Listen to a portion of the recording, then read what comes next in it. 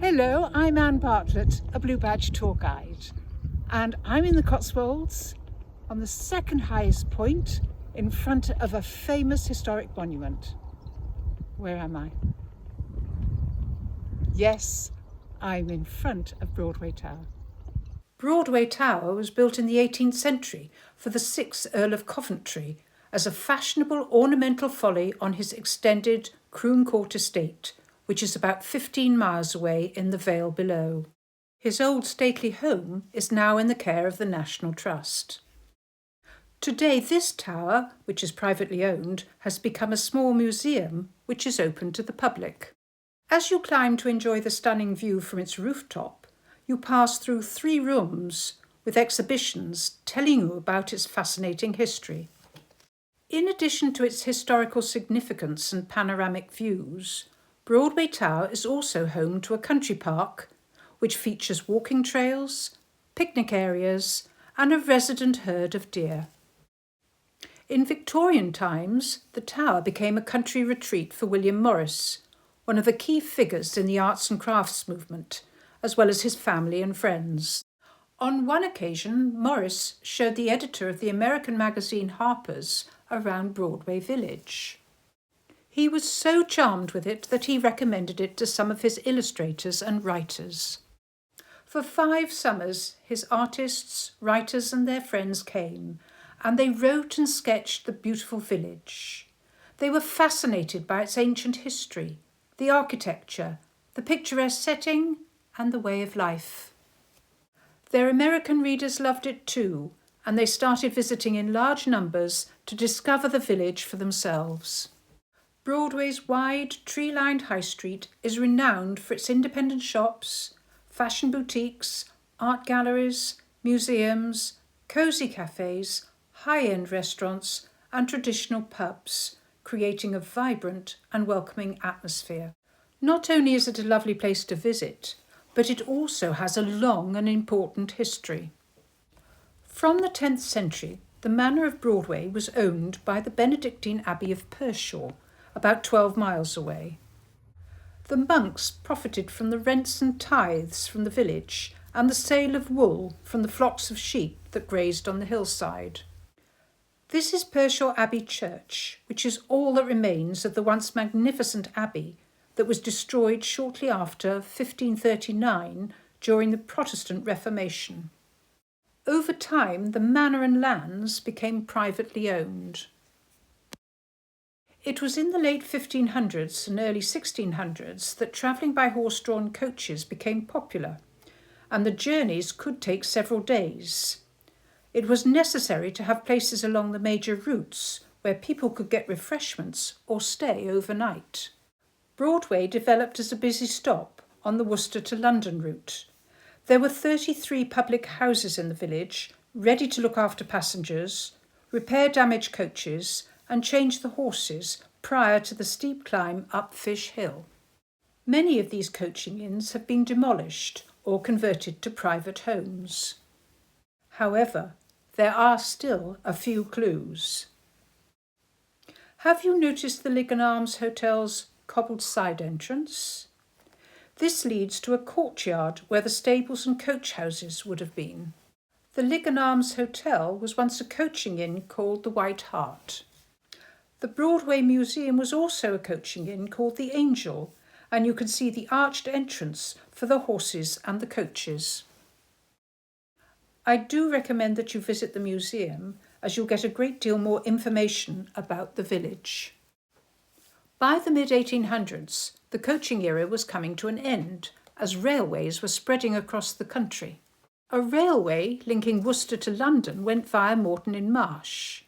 This was an economic disaster for Broadway. Without being part of the transport system, Broadway fell into decline, with many of the inns closing and the workers leaving the village to find jobs in the industrial towns of the Midlands. In 1885, the American artists and writers I told you about earlier arrived seeking a quiet rural idyll that was reminiscent of the past. Frank Millet rented Farnham House facing the green for his family and was joined by Edwin Abbey. John Singer Sargent joined them later and started his oil-on-canvas painting, Carnation Lily, Lily Rose, in the garden at Farnham House.